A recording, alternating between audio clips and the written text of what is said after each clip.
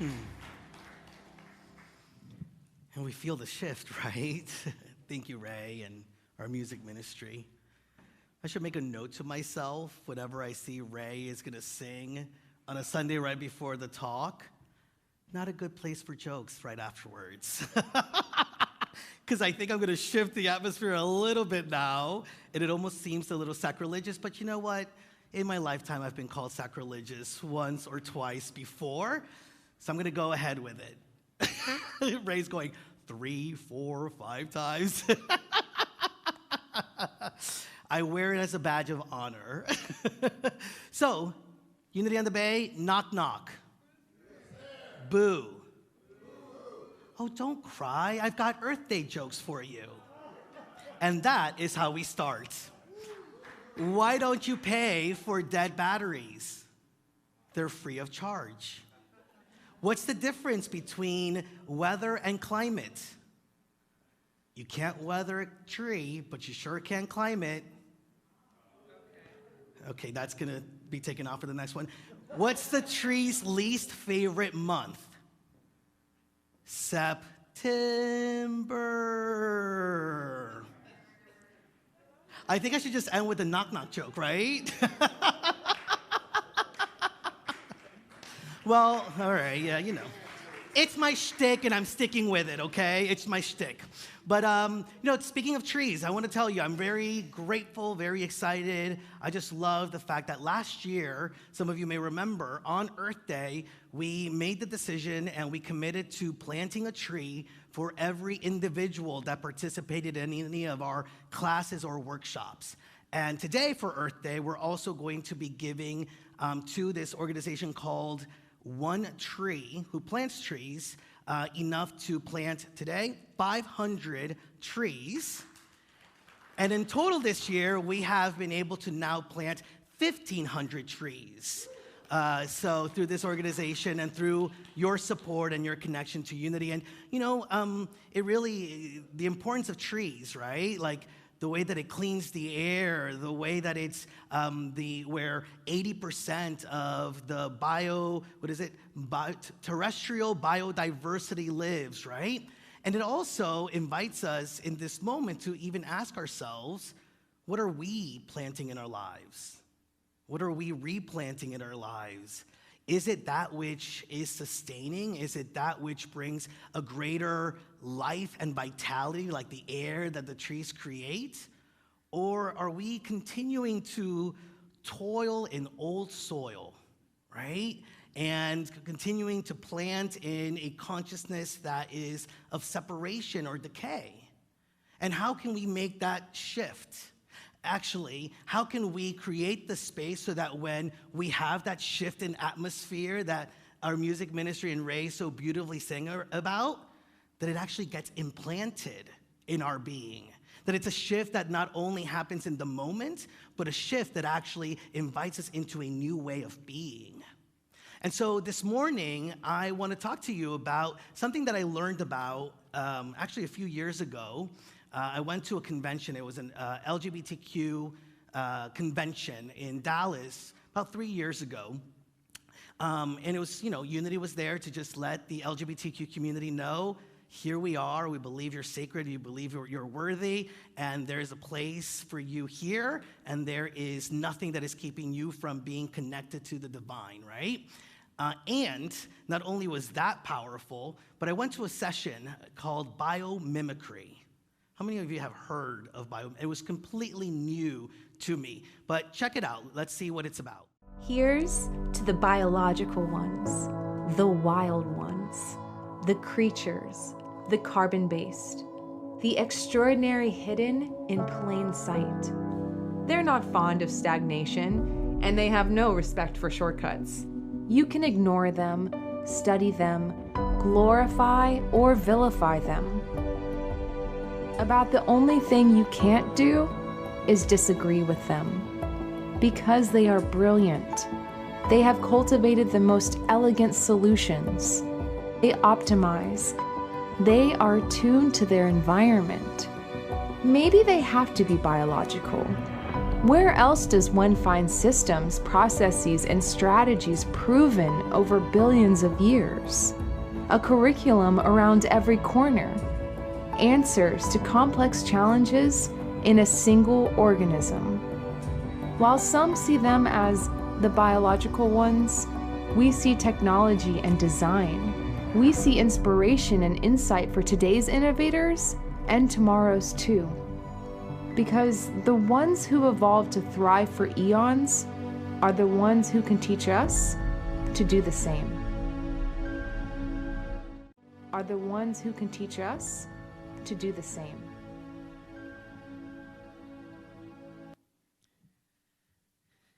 Isn't that powerful?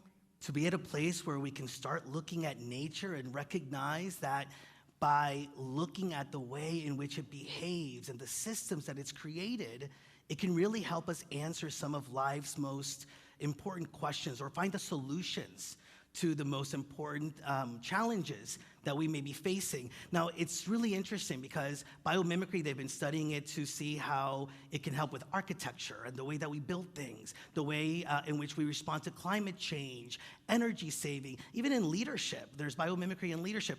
What I didn't realize until after I decided to speak about biomimicry today was that there are no resources for biomimicry in spirituality.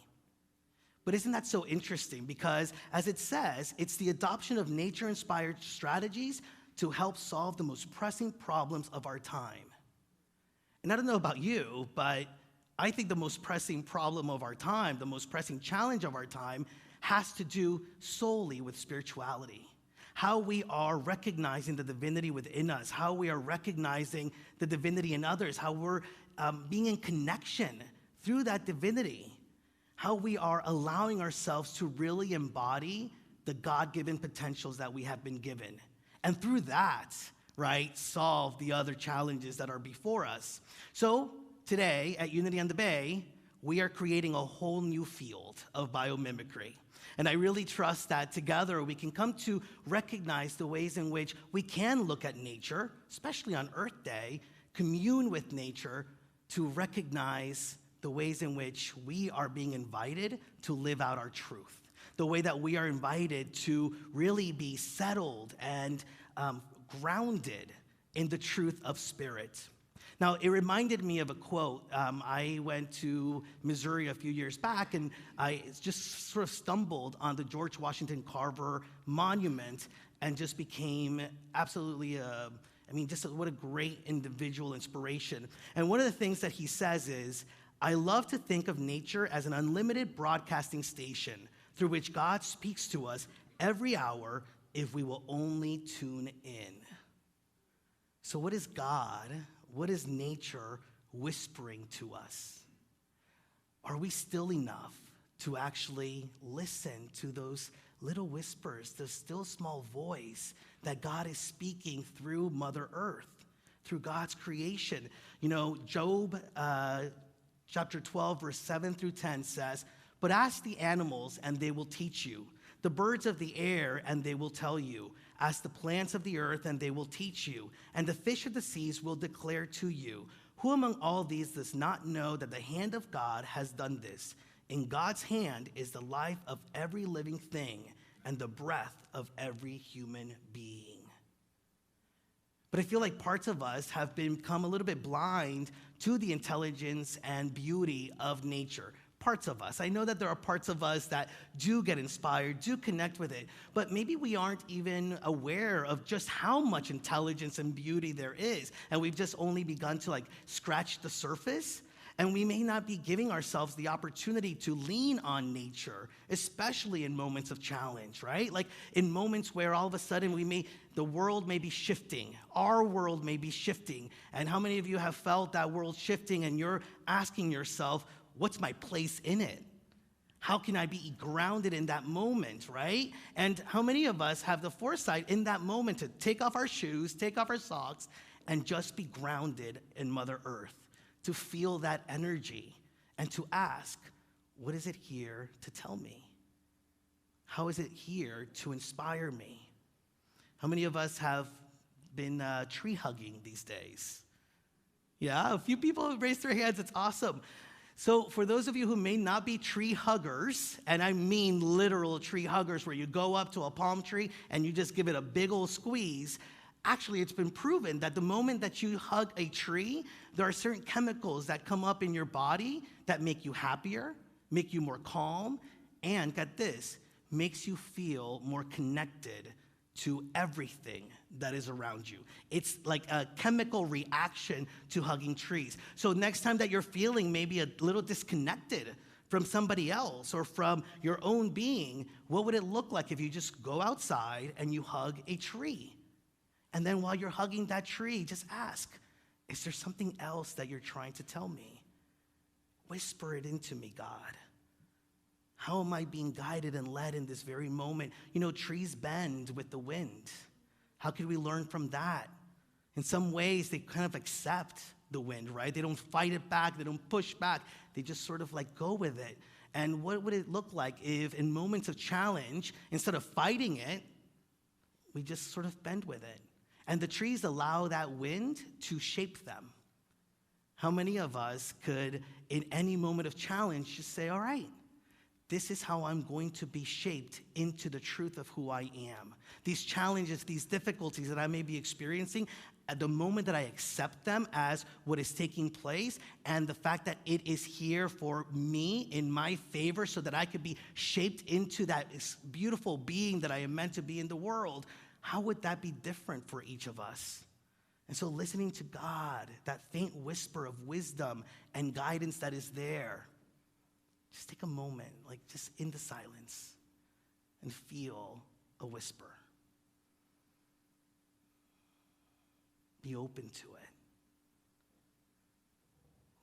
What is that still small voice of God saying? Foxes use play as pups to actually integrate the unexpected. It's part of the way that they are raised. How many of us were raised to expect the unexpected? No, so many of us were raised to expect the expected and feel safe in receiving what is expected.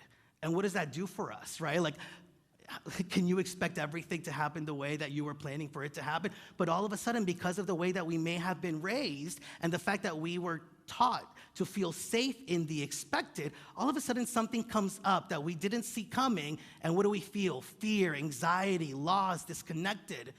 But what if we were like the foxes, started to expect the unexpected and actually play with it? To be curious about it, right? To allow it to come in and just ask with curiosity, what is this about? How can I have fun maybe even with this? You know, with some challenges, with some things that are unexpected, that may be easier than with others. But still, to just have that idea of curiosity and that inquisitive mind, right? To be able to experience it in a new way. And to actually remind ourselves that we can expect the unexpected and that God is in the unexpected also. Now, what I want to share with you a little bit more about, though, is the way that biomimicry of the crab. So the biomimicry of the crab, as it continues to grow and as it continues to evolve, it continues to shed its old skin. It's an exoskeleton, right? Like its shell. And you see, as it grows, the parts that are inside of this new shell are starting to push up. How many of you have experienced something similar where all of a sudden the inner growth that you are having, the shifts that are taking place in your life, all of a sudden are starting to bump up to the reality of the external life that you are leading, right? Like new ways of being, bumping up to old habits, bumping up to old relationships, to old ways of being at work or at home. But the crab just sheds that skin and allows that new consciousness to be what now becomes the new skin. And so that which served it before is no longer its reality. Its new reality will be what protects it and serves it now until it doesn't. And it just gets left behind and it shifts and creates a new skeleton or a new shell. How can we do that? Because as I mentioned before, right, like it's about like, yeah, there's these shifts in the atmosphere, there's these shifts in consciousness that are taking place, and Are we allowing it to then become a part of who we are by allowing it to be the new shell that we live in the world with, right? Like, it's the fertile ground that we allow it to have. Because the reality is that we are constantly changing, and there's that quote, right? Everybody wants transformation, but nobody wants to change. Well, the crab changes regularly. And how can we change with it? How can we allow this new consciousness as we do our prayer, as we do our practices, as we do all the different things that we're doing, allowing that to become our new way of showing up in the world? So ask yourselves in this very moment, are you trying to put new wine in old wine skins, as the Bible says? A new consciousness in an old way of being? How many of you have experienced where all of a sudden, the relationship that was fine, new consciousness comes up, and you realize there's some work to be done there. And that could be scary, right? It could be scary to show up in relationship in a new way. It can be scary to show up at work. The work that we may have loved to do is maybe not the work that continues to inspire us and bring us purpose and passion. But the question becomes, what's more difficult? To step into the new way of being, or to continue to bump up against the old shell? Which of those would you choose? You see, you aren't the same person that you were before, so why would your life stay the same? You know, we just honored and celebrated like this reawakening of the Christ consciousness within us, right? Like through Easter. We can't go back to the old life. We just said we've awoken to a new way of being, and so how can we express it? And so really scan things in your life, scan the relationships, scan the things that you do, scan the routine, and ask yourself, are those things supporting the burgeoning new consciousness that we have always said we've wanted to experience? And if it doesn't, how can you shift? How can you make the changes? How can you move through the fear and become comfortable in recognizing that there is a shift and a change that is needed? To not conform to the new understandings that are within us to the old ways that we have lived. A shift in consciousness is always needed to be followed by ourselves shifting in the world outside of us. And it's not just a new thought or a new consciousness, right? Because we can always have a new thought. We can always have that thought of oh yeah, I am worthy. Oh yeah, I am sacred. Oh yeah, this is for my good. And if we don't do with it, it was just a thought. That's it. It was just a thought. If we don't plant it in a fertile ground and allow it to begin to grow and expand within us, it was just a thought. And I don't think you come on a Sunday just to have a new thought and let it go. I don't think you go to a workshop so that you have this new way of seeing things only to let it dim, right? It's how do we give life to that? And how do we want ourselves as sacred and worthy individuals, and when we get the glimpse of that, to really go into a way of expressing it and living it, that it really becomes a new way of us experiencing life and the world. Now, that can be difficult. It can be difficult to look at our relationships. It can be difficult to look at our work, our relationship with work, whatever that may be, the way that we are experiencing the things that are outside of us. And I was reminded yesterday, we had a class, and I think it was Nancy who reminded me of one of my favorite quotes that I've heard from A Course in Miracles. Sometimes it can be difficult. Sometimes it's difficult to be willing to change. But so then we get invited through Course in Miracles to just say, I am willing to be willing. Doesn't that feel like it's giving you a little bit more space? Just say that with me. I am willing to be willing.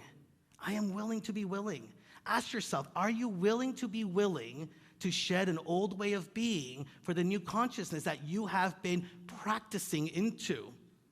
Now, the biggest aha, though, that I received from nature as I was looking at all of this is really about all of animal life and all of plant life the way that I understood it. Because as you saw in the video, they're saying look to all these things that have evolved over time and are still thriving in the ways in which they're thriving, and ask ourselves, how did they get to that place? And I don't think that they thought too much about it. It was really about allowing themselves to go into their inner instinct, right? How many of us have animals, right, or been around animals, and you just know that there are parts of their nature and instinct that just show up, and they just kind of know. It's implanted in them.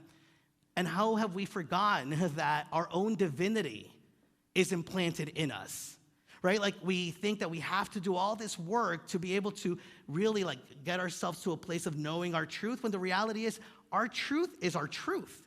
It is our divine nature. So what we must do is just take away all the things that have kept us from seeing it and from really living from that instinctual place of our Christ nature. Because just like the animals and the birds have their instinct, we have it also. Maybe because we've put so much attention on reason, right? And the evolution or the revolution of reason that took place, it was a jump in consciousness. It served us, right? Like the crab, it became what protected us, our thinking, the way that we were showing up in the world through the mind. But maybe it's time to shed that skin again. Maybe it's time to create a new one. And maybe it's time for us to really bring about the connection between the wisdom and the intuition, as seeing it as one and all, from the wisdom of the mind to the wisdom of the heart. And so the question is, how can you do that? How can you allow that inner intuition to show up? It is our divine instinct. It's our guide. It's our contact. It is the place that actually is connected to the mind of God. Can you hear the still small voice in your meditations, in your prayer, as you go hug a tree? Whatever it may be, how can you start to play with that muscle more and more? It's the thinking mind, which does separate us from animal and plant life quite a bit, that maybe has gotten us to a place of not trusting the divine instinct, intuition that is within us. Now, last week, Reverend Chris shared an amazing message of there only being two choices, love or fear, right? Love or fear. Now, sometimes I found that I'm not sure which one is which. Have you experienced that? Where sometimes you're just like, I think this is love, but I could, because, right, the thinking mind, the monkey mind can make us think some crazy things, right? And so sometimes it's difficult to see. So what are some of the practical ways in which you can live into your intuition? Besides asking the tree what to do, besides asking animals what to do, asking the heart, and wisdom, the power of wisdom, like lays right here in this chakra center, right, at the gut. Just putting your hand on your gut, maybe putting your hand on your heart, and just asking ourselves, right, like if the decision is between going left or going right, just saying, breathing in. Actually, let's make this practical. Think of a question that you are still figuring out the solution to.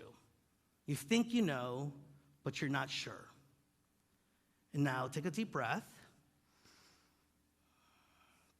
Now quietly to yourself, just speak the idea that you have on the solution. Like, what do you think you should do?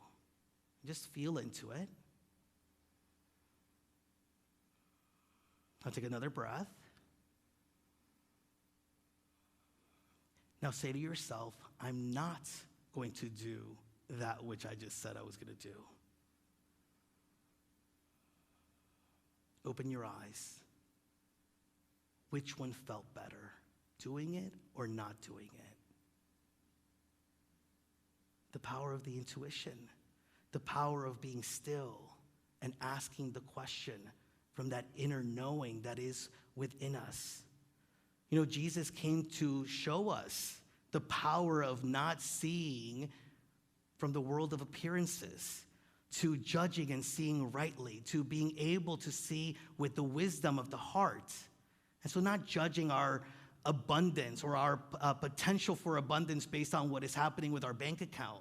Not judging our potential for a greater sense of love by what is maybe going on in some of the more difficult relationships that we have in our lives. Not being willing to actually recognize that in every single moment, regardless of how challenging and difficult it may appear, that there is the solution already within us. Lessons in Truth, Emily Cady wrote this about intuition.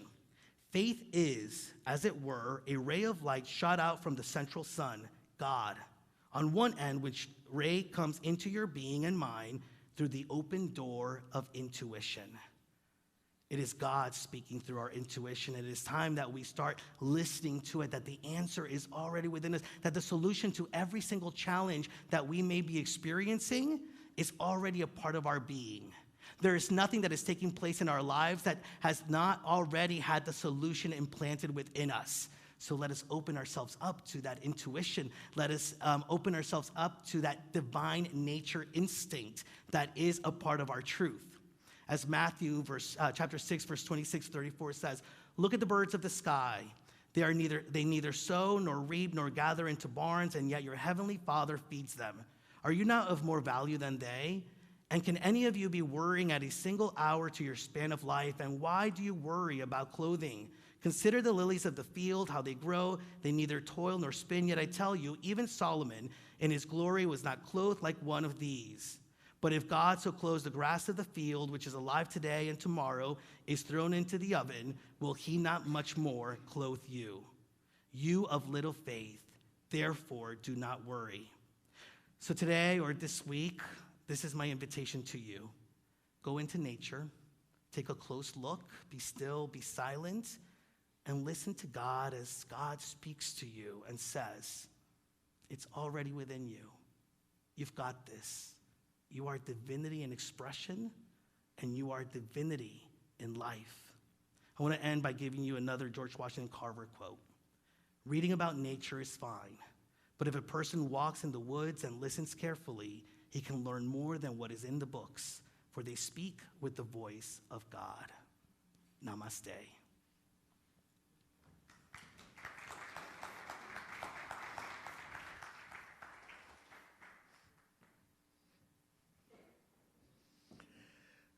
And namaste to you too.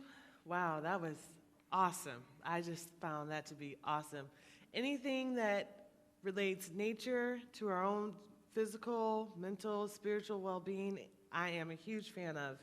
So make sure that you go hug a tree or multiple trees or plant one or do anything that brings you into connection with nature. Thank you so much for that reminder. And let's give that another round of applause, please. It's been a beautiful day here at Unity on the Bay, and I just want to let you know that in case you missed us last Sunday on Easter, wow, did we have a great time. We really did something big, and we want you to know about it. You should be very proud of what this community has created and accomplished, and we're going to watch a little video so we can learn a little bit more. As the war rages on, the humanitarian crisis faced by millions of Ukrainian refugees grows larger. Today, members of a local church came together to make a $10,000 donation to help in the response effort. Unity on the Bay made the gift to Doral-based nonprofit Global Empowerment Mission. They've been on the ground in Poland since the second day of the crisis, offering aid and support to refugees along the Poland-Ukraine border. The organization says a donation like this goes a long way. You know, a $10,000 donation is a lot. It pays for 2 containers to, bring supplies. In one container, sometimes we could put $200,000 worth of supplies. So when they're handling the shipping with $10,000, they can get $500,000 worth of supplies in. The organization has expanded its assistance to those affected not only in Ukraine, but those displaced in Poland, Hungary, Romania, Slovakia, and beyond. To date, the nonprofit has delivered 376 tons of food, $170,000 in medical supplies, and helped thousands of families relocate. Thousands of families relocate.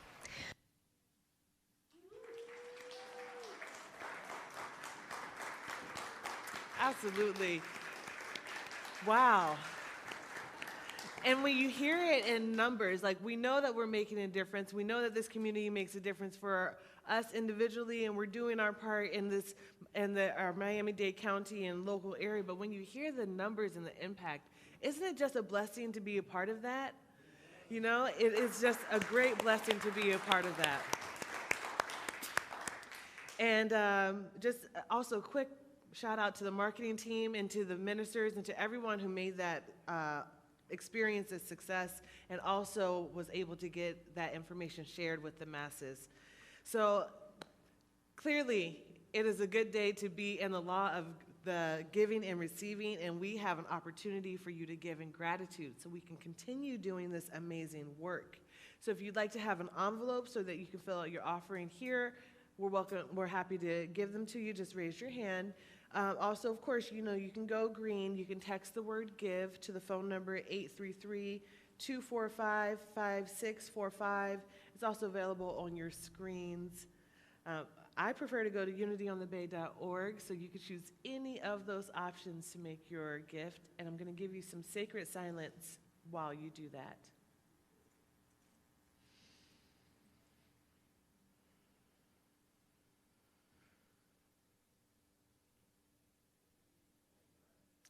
We are so grateful for your gift and your generosity. Now let's bless these gifts together with our offertory blessing. We'll say, divine love that I am blesses all that I give and all that I receive. Amen. So we'll start to close by taking a moment to bless the children of the world, and I'm feeling particularly called to bless the children that we are supporting in Europe through our donation. Lots of children who need this blessing and love. So if you can bring your hands together, extend your energy forward, and we say our children's blessing. Children, we love you, we bless you, we appreciate you, we behold the Christ in you, and we see you doing great things. All right, amen. Remember that we are here to pray with you. We are a praying community, and we want to support you. So invite the prayer chaplains to come forward, and if you like, you can have a prayer of gratitude, a prayer of support, or just to hold sacred space. And with that, we'll bring Reverend Juan forward as we close out our service today, our beautiful service today. Thank you, Shantae. Thank you, all of you, for joining us. I hope today you go out and you love on nature and you let nature love on you. Let us stand so that we can say our prayer for protection, followed by our peace song. Together we affirm, the light of God surrounds us, the love of God enfolds us, the power of God protects us, the presence of God watches over us. Wherever we are, God is, and all is well.